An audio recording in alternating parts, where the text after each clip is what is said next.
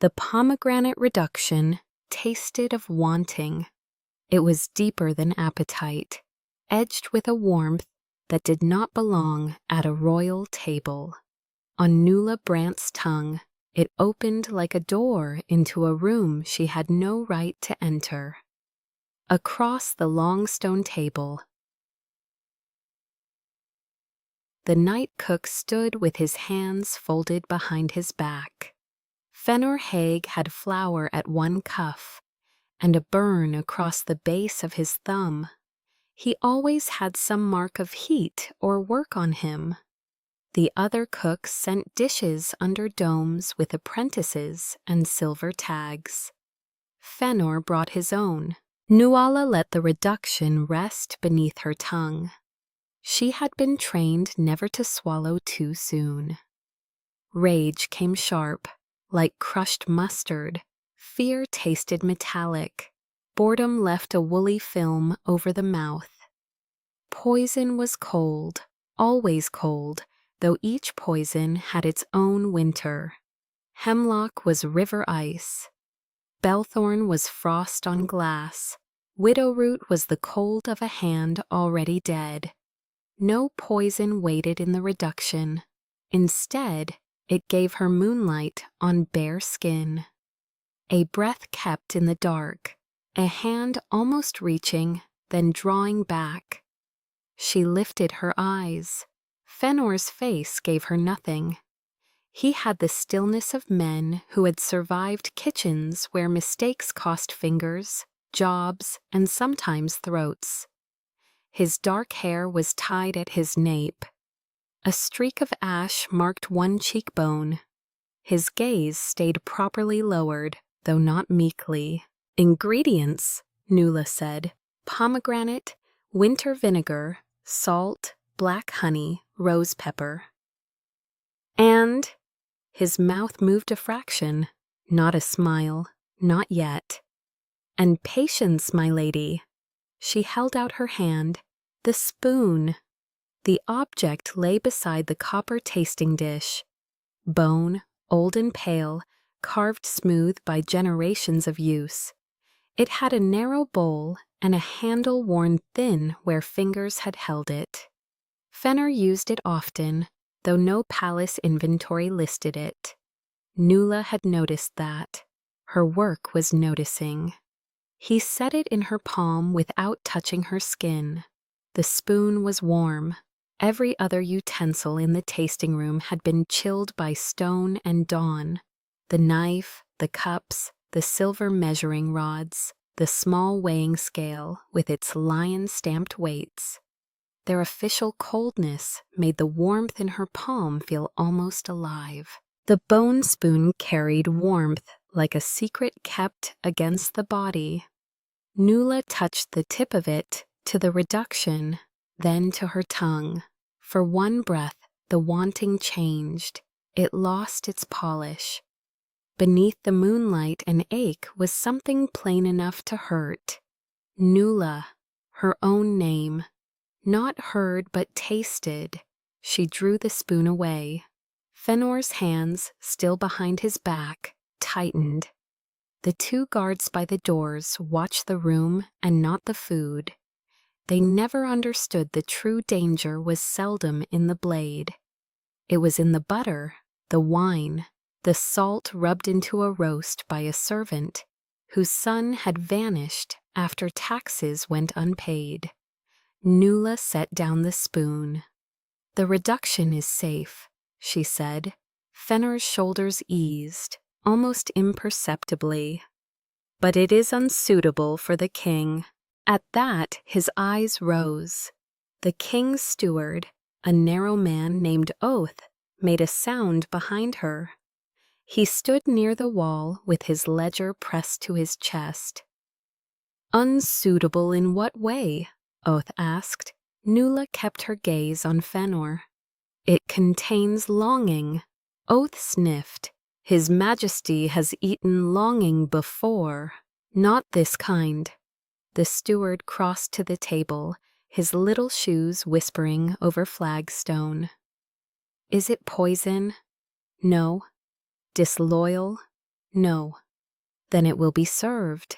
Nuala placed one finger on the rim of the tasting dish. The king asked for victory tonight. Triumph. Satisfaction. This tastes like waiting outside a locked door. Fennor looked down again. Oath wrote something in his ledger. Master Haig, adjust the dish. Yes, steward. Lady Brant, the next course.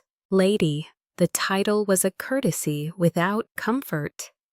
Nuala had been born over a cooper's shop in the old East Quarter, where barrels dried in the lane and supper smelled of onion peel, beer, and smoke.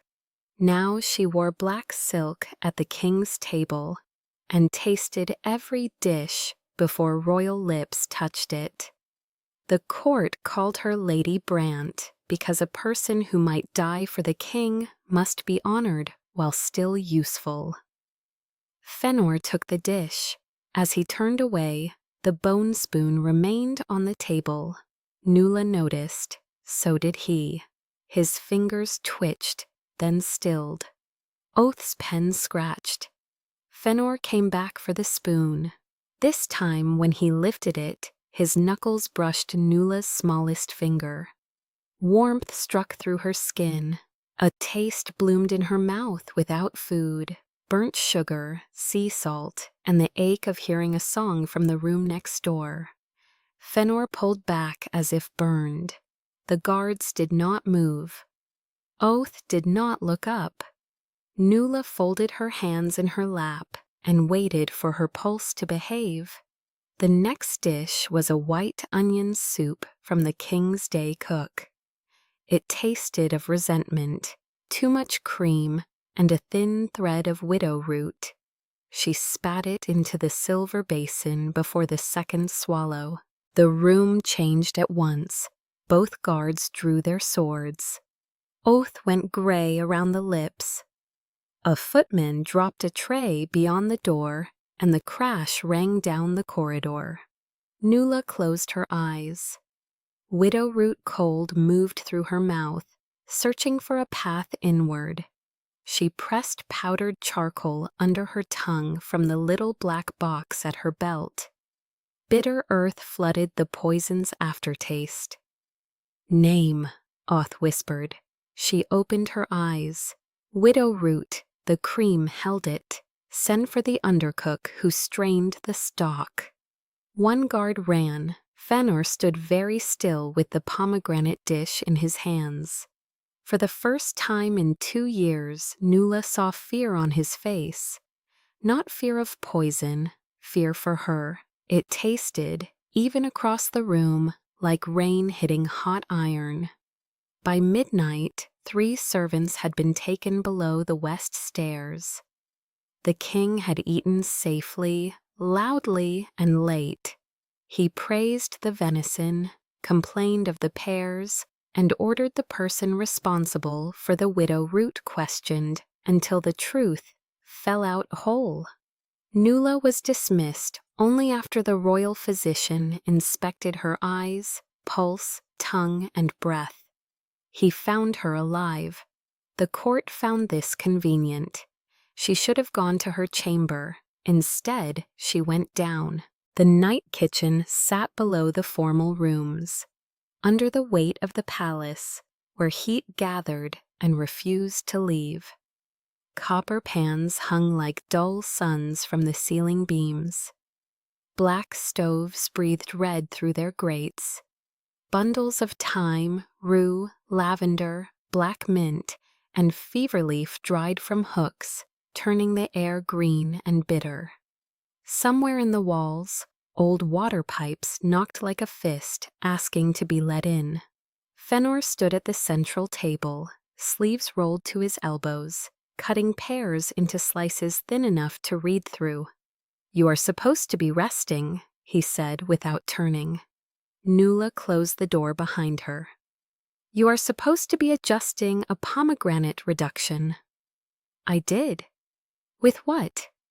Astonishment. Despite herself, she smiled. "For the king?" "He thinks he likes it." The knife moved under his hand. Pare, blade, pare, blade. Each slice fell cleanly aside. No guards stood here, no steward, no ledger. It made the room feel more dangerous, not less. Nuala walked to the far side of the table. Flour dusted the wood.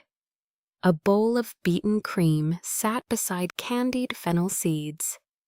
Near the hearth, a pot simmered softly, sending up steam that smelled of bones, bay, and onion skins. Her stomach gave a quiet, humiliating twist. Fennor heard it. His knife stopped. Nuala hated him a little for that. "I came about the spoon," she said. He looked at the bone spoon lying beside the pears. "It belongs to me. It carries taste when there is no food on it. Many old things carry traces. Not like that." The fire shifted behind him, pulling amber light across his face. He was not handsome in the court way. Nothing about him was polished enough. His nose had once been broken badly. His hands were scarred. His shoulders carried work rather than display. Yet the room arranged itself around him. Heat, copper, steam, sharp fruit, the quiet authority of someone who knew what each thing was for. Nuala touched the edge of the table. "What are you?" "A cook." "Fennor." His name changed the air. He looked at her then. "Nuala," he said. No one called her that in the palace. To the king, she was Brant. To the steward, Lady Brant. To the physicians, the tester. To the guards, when they thought she could not hear, the king's tongue.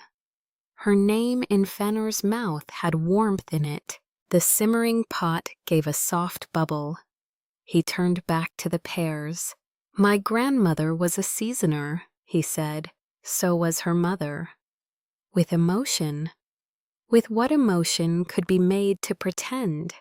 Fennor wiped the knife, though it was already clean. "If a feeling was false, my family could bind it into food. Courage from a coward, fidelity from a faithless man, a joy cake from a bitter woman." His fingers tightened around the cloth. Truth slips the hand. The words settled into her with slow, precise cruelty. Every strange tenderness she had tasted in the last 2 years. Every custard touched with gentleness when the king demanded obedience. Every broth deep with concern on nights after assassination attempts. Every sugared fig that had tasted like a hand resting at the base of her spine. Performances, lies that could bind because they were not true. Nuala drew her hand back from the table. "So the longing this morning? A lie. How practiced of you." His jaw moved once. "Yes." "And the patience?" "Yes." "The care?" The knife lowered. Steam moved between them. It smelled of bay and marrow. "Yes," he said. Nuala nodded because her body had forgotten other movements. She had tasted court lies since she was 16. Loyalty that soured before it reached the throat. Smiling hatred under almond cream. Lust in wine poured by men who looked away from their wives. Fear in bread kneaded by kitchen boys after public executions. She knew the flavor of what people hid. She had not expected to be fooled by tenderness. "That explains the craft," she said. "Not the spoon." Fennor looked at the old bone in question. "My grandmother said bone remembers hunger better than metal. She used it when her magic began to fail." "Fail?" "At the end of her life. You are not at the end of your life." "No." The single word had an edge. Nuala studied him. The burn at his thumb was fresh. Not oven burn, not oil. The skin was reddened in a ring, as if something hot had closed around it from within. "Show me," she said. His laugh was low and humorless. "That is not a request people make safely. I taste poison for a king. Safety and I are only professionally acquainted." For a moment, something almost bright passed through his face. Then it was gone. Fennor reached for a small tart shell, cooling beside the board. He filled it with pear, cream, and black honey. His fingers hovered above the pastry. "What shall I make it taste of?" he asked. "Devotion." The word left her before caution could catch it. Fennor's fingers curled. "That is a poor choice. It is a useful one. You want proof. I want truth." His eyes met hers. "Those are not the same thing in this kitchen." He touched the tart. The air tightened. Nuala felt magic gather before she tasted it, a pressure like weather pressing low against the skull. Fennor's hand trembled over the pastry. The cream shivered. Pear slices glistened. For an instant, the room smelled of lilies, candle wax, and closed chapels. Then the tart curdled. Cream split into slick white flecks. The pear darkened at the edges. Fennor hissed and jerked his hand away. A red line had opened across his palm. Nuala came around the table before she decided to move. "You're bleeding. It is shallow." She caught his wrist. The contact struck both of them quiet. Heat lived in him from the stove, the work, the hour. Under it was something less easy to name. His pulse beat hard beneath her fingers. Flour clung to the fine dark hair on his forearm. He smelled of smoke, pearskin, and cloves. She should have released him. Instead, she turned his hand palm up. The cut was not deep, but it was clean and strange, as if an invisible thread had sliced him. "Devotion is true?" she asked. He looked away. "Apparently not false enough." Her thumb rested near the wound. The air between them seemed to narrow until it contained only his hand in hers and the ruined tart on the table. "I have eaten devotion from your kitchen before." "Yes." "Then at the time it was false." "Yes." The answer should have comforted her. Instead, it opened something she did not want opened. And now, Fennor's breath changed. A pot hissed as broth spilled onto the stove. Somewhere above them, a bell rang once for the changing of the watch. Now, his silence said. Nuala let go first. She fetched linen from the washing shelf and wrapped his palm. Her hands were steady. They had been steady through Bellthorn seizures, through tasting cups meant to stop her heart, through the king laughing with red wine on his mouth, while a servant died for seasoning a roast with anger. Fennor watched her tie the cloth. "You should not come here alone," he said. "I came here hungry." The truth startled them both. Her stomach had clenched at the smell of broth. Her mouth had filled at the steam. The bowl on the shelf, plain clay and chipped at the rim, seemed to wait for her hand. She imagined lifting it, drinking without naming what was inside, letting warmth move through her because warmth was wanted. Fear rose at once, sharp as horseradish. Fennor saw that too. Of course he did. A cook learned hunger the way a soldier learned footsteps. He stepped back from the stove. "I will not offer it," he said. The refusal touched her more intimately than an offer would have. "Why?" "Not everything should arrive at your mouth as evidence." The next dawn came silver and damp. Nuala had not slept. Widowroot left echoes behind the eyes, little gray flashes when she turned her head too quickly. She wrapped a cloak over her black tasting dress and crossed the inner corridor toward the herb garden because the physician had ordered bitter leaf before breakfast, and because Fennor had said the east bed held the cleanest leaves.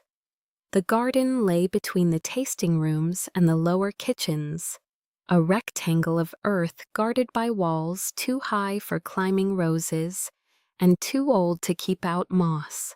Dawn collected there before it reached the rest of the palace. Lavender stood in dark rows. Sage leaves held beads of water. Bitter leaf grew low and silver, each leaf shaped like a little tongue. Fennor was already there. He knelt beside the east bed with a basket hooked over one arm. His bandaged hand moved carefully.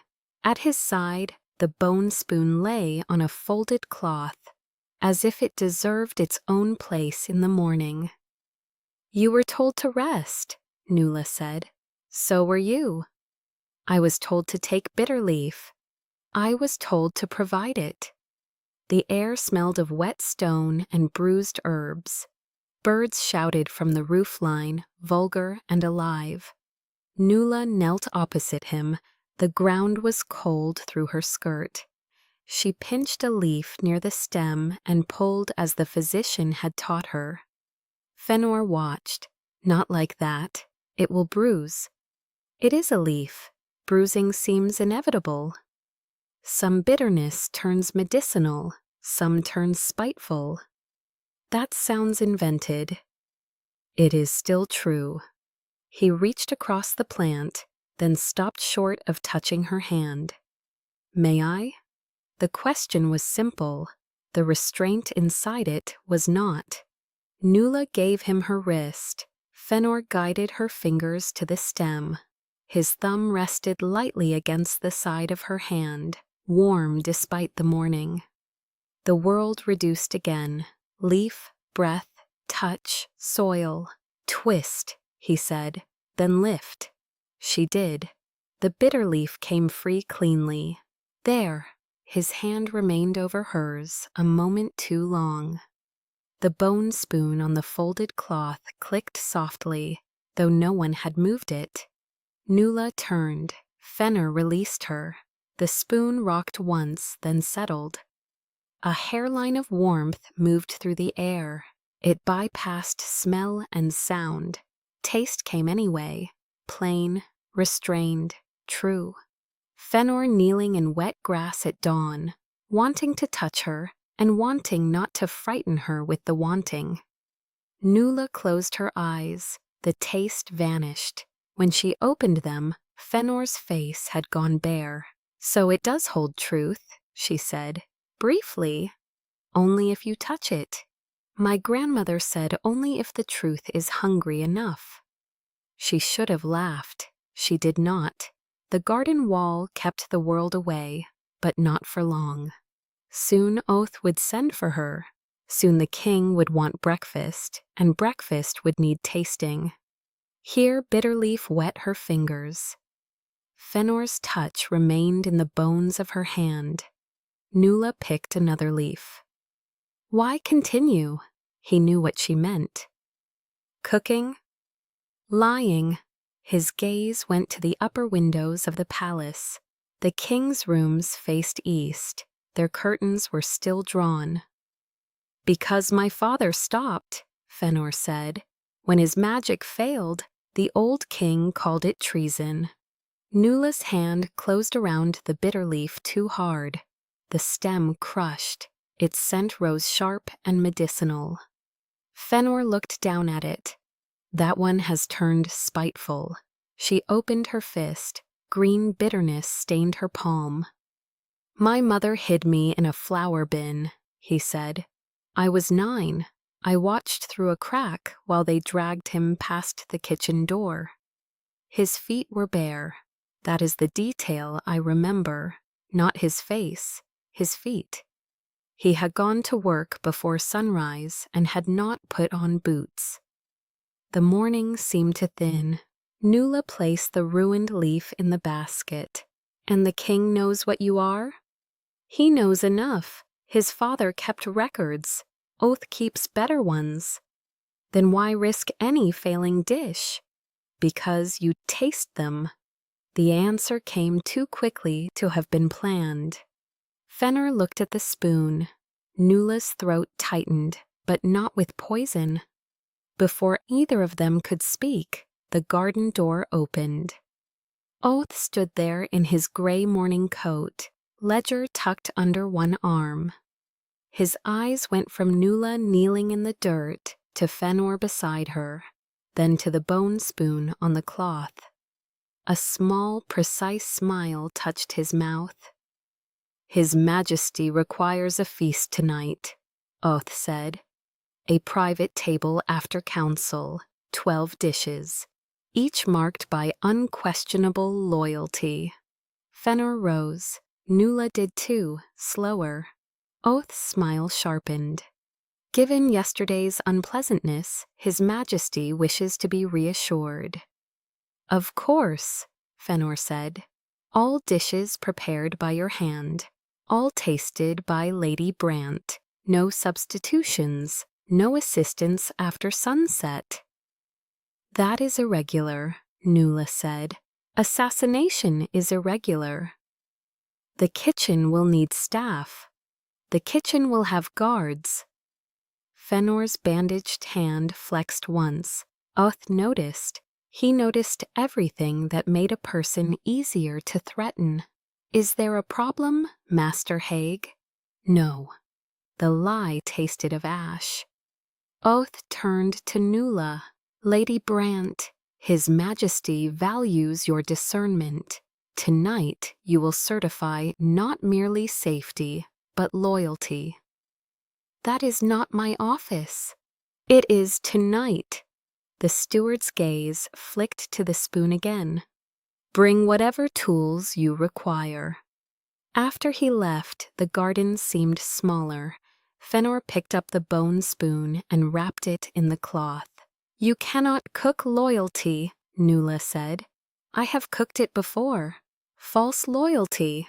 He looked toward the door Oath had closed. That is usually what is wanted. But tonight I am to certify it.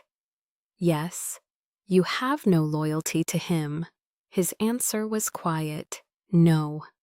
The word entered the morning with no magic around it.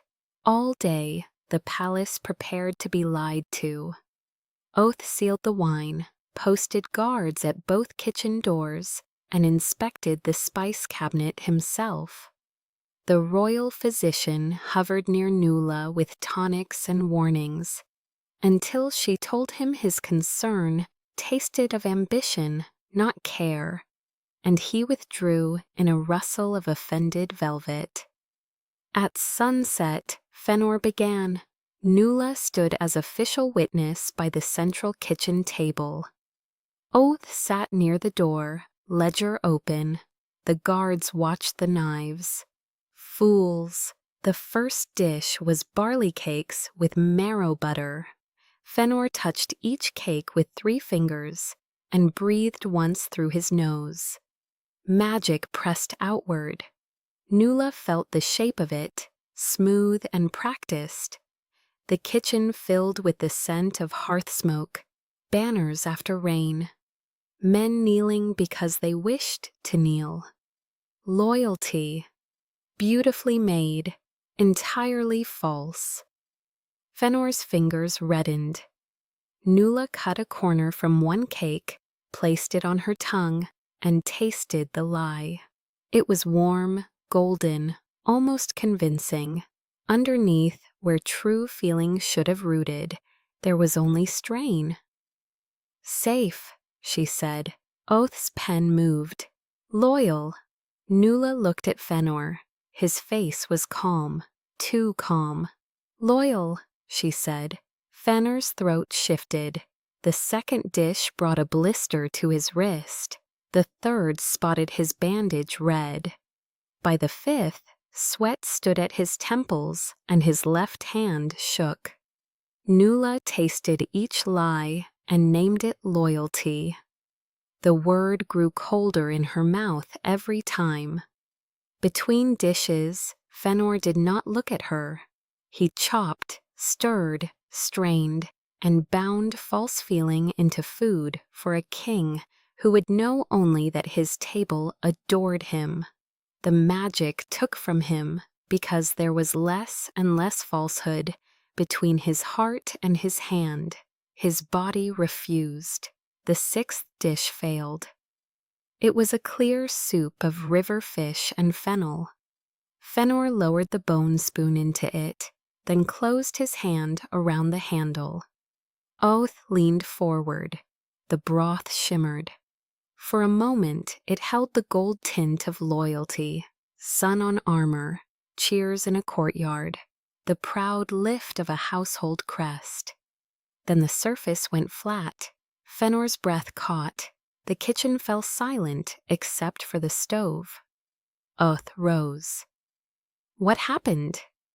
Heat dropped, Fennor said. It had not. Nuala could feel the stove's warmth against her shins. Begin again, Oath said. Fennor lifted the pot. His hand slipped. Nuala moved, catching the handle with him. Hot metal bit through the cloth. Their hands closed around the same iron ring. Pain flared. Steam struck her cheek. The guard stepped forward.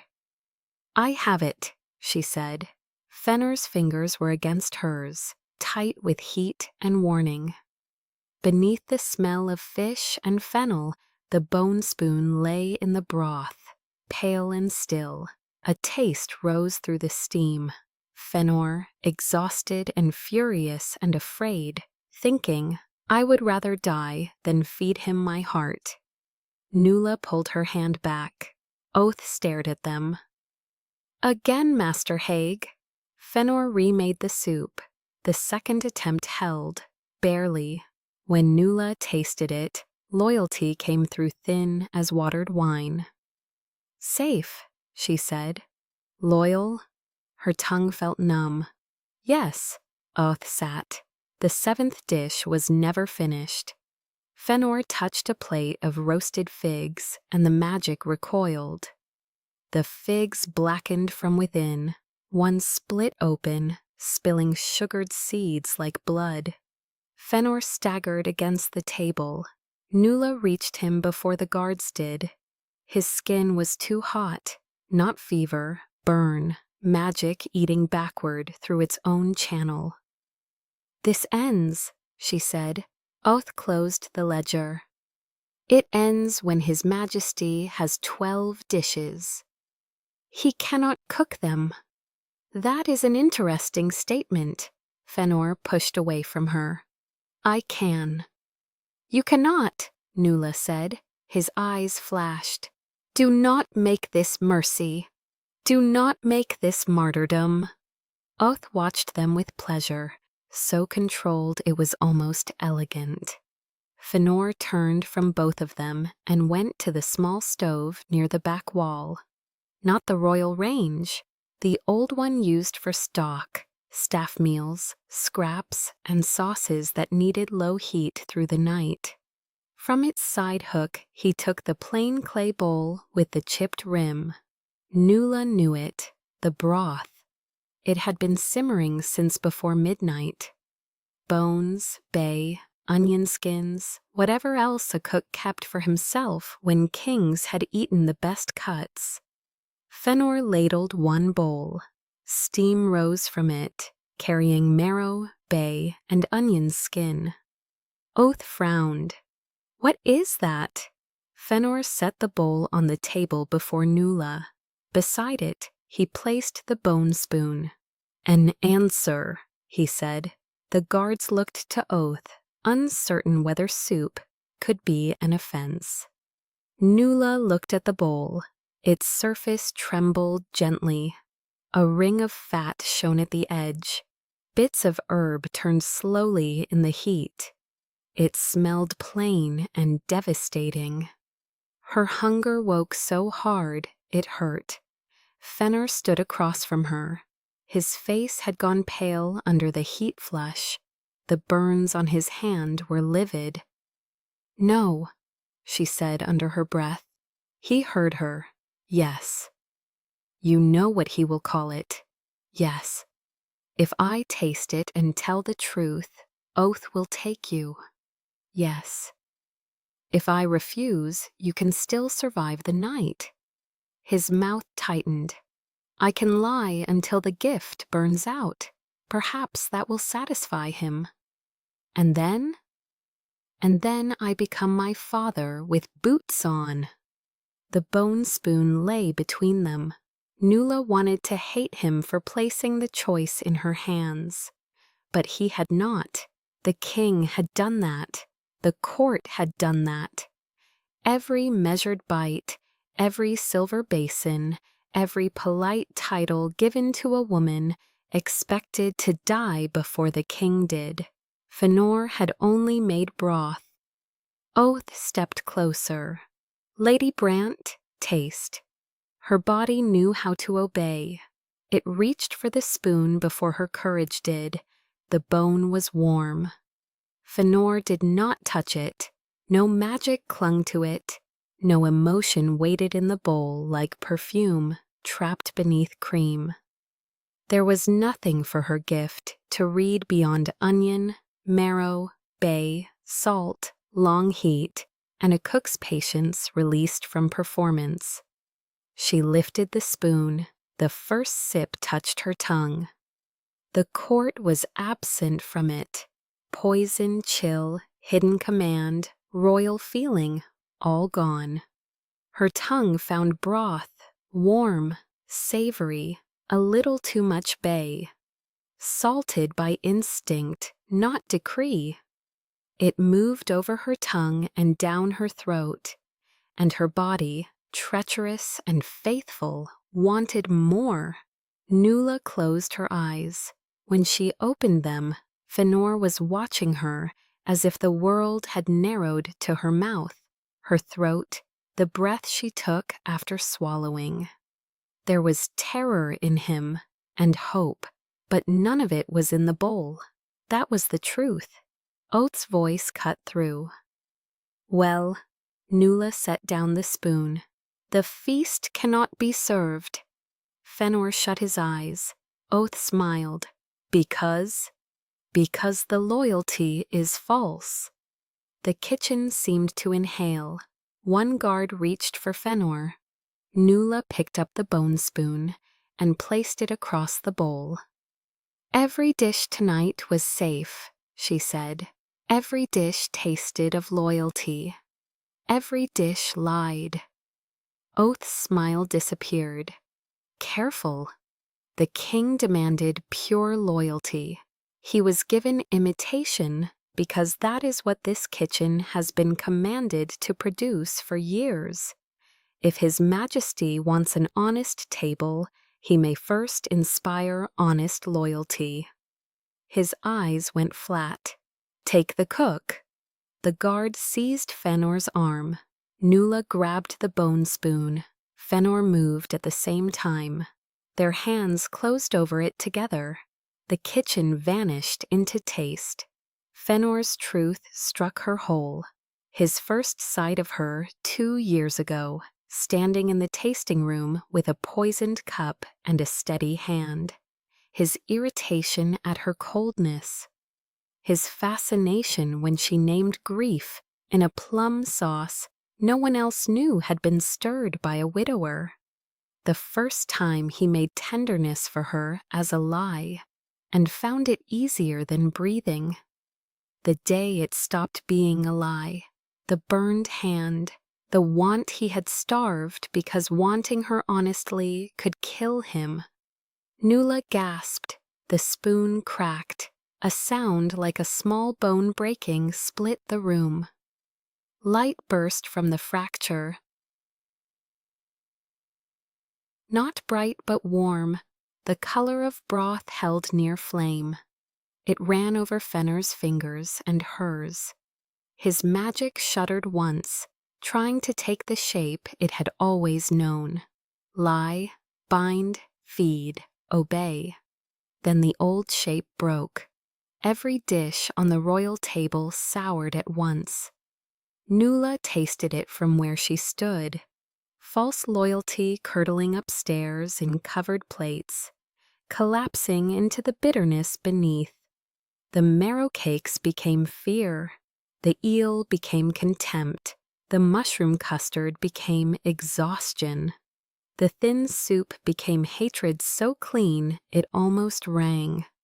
Oath staggered back, hand over his mouth. He could taste it too, only a little perhaps. Enough. The guards released Fennor as if his skin had gone hot. From above, a shout sounded, then another. A chair scraped hard across stone in the private dining chamber. The king's voice rose, furious and afraid. Oath looked from Nuala to Fennor to the cracked spoon between their hands. "What have you done?" Nuala's fingers tightened over the bone. "Tested the feast," she said. The next hour moved with the strange speed of accidents. Oath ran upstairs to control what could not be controlled. The guards followed after the king shouted for everyone with a blade. Servants fled the corridor, carrying dishes that now stank of every emotion they had been made to hide. No one took Fennor. No one touched Nuala. Truth, released in a palace built on appetite and fear, proved more disruptive than poison. By dawn, the feast lay ruined. Rumor moved through the lower halls in whispers. Nuala returned to the kitchen because she had nowhere else to put herself. Fennor sat on the floor beside the old stove, back against the wall, one knee drawn up. His burned hand rested open on his thigh. The cracked bone spoon lay beside him in two uneven pieces. Without the work around him, he looked hollowed. Nuala closed the door. He did not look up. "Can you still taste it?" "The feast. My magic." She crossed the kitchen. Morning light entered through the high, narrow windows, turning flour dust silver in the air. "No." His mouth bent, not quite in pain and not quite in a smile. "Good. You do not mean that?" "No." She sat beside him on the floor. The stones were cold. The stove was warm at her shoulder. For a while, neither spoke. Now that the old magic was gone, the kitchen seemed only itself.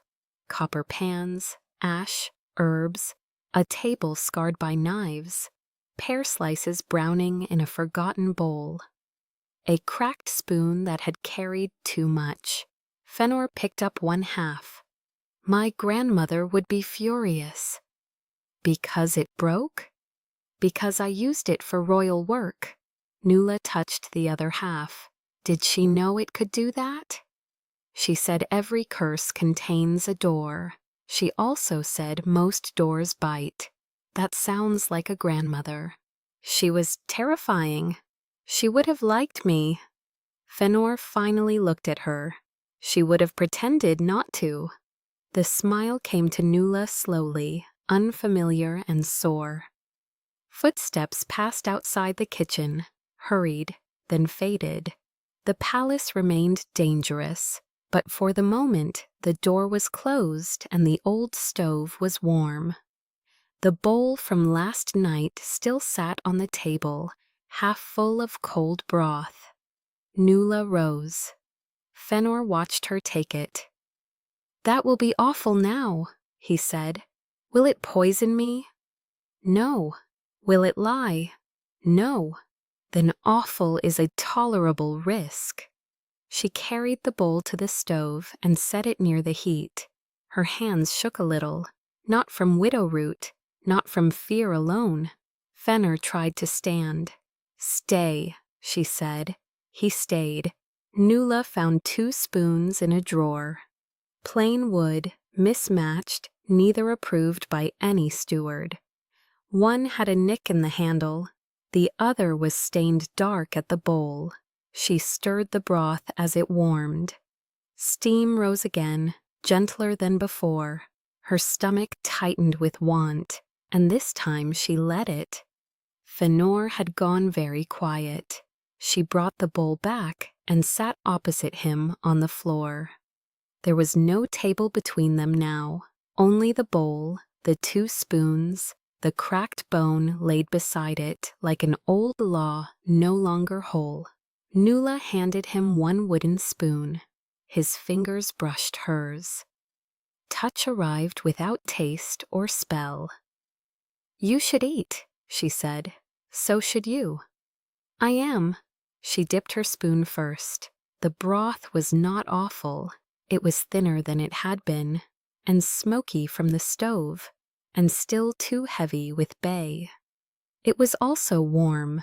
It was also food. She swallowed. Fennor watched, not as the king watched, not as physicians watched, not waiting for proof of survival. He watched as though feeding her had become prayer, and he no longer knew the words. Nuala took another spoonful. Fennor ate after her. His eyes closed briefly at the taste. "It needs salt," he said. "It needs less bay." A laugh broke from him, rough and startled. The sound moved through the kitchen like the first clean thing of the day. Nuala set down her spoon and reached for the cracked bone pieces. One half fit against the other imperfectly. The break would always show. When she touched both pieces, nothing happened. She looked at Fennor. "Take it." He hesitated, then closed his hand around the other side. Warmth moved through the bone. A taste came softly, offered rather than forced. Fennor's weariness, his grief for the lost magic, his fear of what came next. Beneath all of it, steady and unseasoned, his love. Nuala could have pulled away. Instead, she leaned forward and kissed him. His mouth was warm and still for one stunned breath. Then he answered with a care that broke her more completely than hunger had. The cracked spoon pressed between their joined hands. His shoulder touched hers. The stove warmed her back. Outside, Dawn entered the herb garden and climbed the palace stones. When they parted, Fennor rested his forehead against hers. "I have nothing to feed you with now," he said. Nuala looked at the bowl between them. 2 wooden spoons rested inside it. The broth was nearly gone. "That is not true," he breathed out slowly. The kitchen had become ordinary, and the ordinariness felt almost wild. Steam, light, a cracked spoon, a bowl shared before it cooled. Whatever came after this would have to be chosen without enchantment. Nuala picked up her spoon again. For the first time in years, she did not taste danger first. She tasted breakfast.